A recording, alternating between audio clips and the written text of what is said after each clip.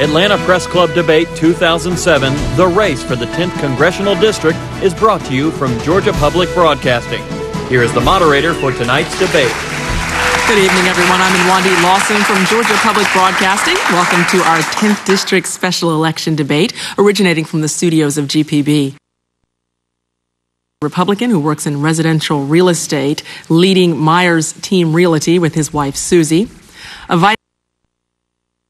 Mark Myers. There's a lot of uncertainty in Iraq, but one thing is very certain. If the President and the Congress send mixed messages, it will discourage our troops and it will encourage the terrorists. So I think we need to speak with one voice, and the Iraqis are going to have to accept the responsibility of their own protection. So this is going to be a short-term stay, I hope, and we can get this wrapped up.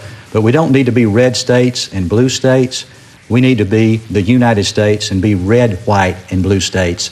I have more information on my website, markmyersforcongress.com. First question is going to be asked by Mark Myers. Okay. I have a question for Mr. Marlowe. Is there any circumstance whatsoever that you would even remotely consider voting for Nancy Pelosi for Speaker of the House? Well, first of all, I am a Democrat. I'm very proud to be a Democrat. I am a Doug Bernard Democrat. I am a Sam Nunn Democrat. I'm a Georgia Democrat. And I will be an independent Democrat as a member of the Congress. Now, certainly I would vote for Nancy Pelosi as Speaker, but I will be an independent voice and an independent vote for the people of the 10th District who I will be representing. Thank you very much. All right. Thank you. We're going to now move on to Nate Pulliam, who hasn't... Okay, would you like to go ahead and take your rebuttal on that? Okay, go right ahead. Well, there you go again, Marlowe. How can you say that you represent the conservative people in the 10th District and then in the same breath say you're going to vote for somebody like Nancy Pelosi? Okay. Do I get a rebuttal? No, actually, that's not the format of this debate. I thought there was a question. No, well, you've asked the question and had the rebuttal, so we're going to now... I'd like to ask Mark Myers about your position on the current immigration legislation that's before Congress. Okay.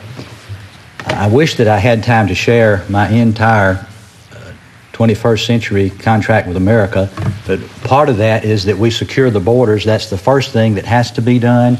I am opposed to amnesty. I think it sends the wrong message because it's telling the people who have patiently waited to follow the due process of law that they were foolish, and the people that came over here illegally would be rewarded. We do not need to reward people for breaking the law. If I were in Congress, I would vote against the amnesty bill, and I think that's exactly what it is. No matter what they call it, it's amnesty, and people should not be rewarded for breaking the law. Mr. Myers, what do you think the best thing that Congress has done for the average American family this past session, or perhaps the worst thing Congress has done?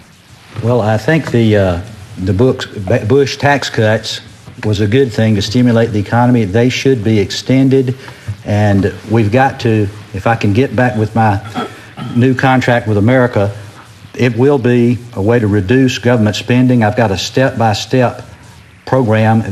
We need a new Grace Commission, which President Reagan had in 1982. It was a businessman's task force, and they found $424 billion of waste and mismanagement.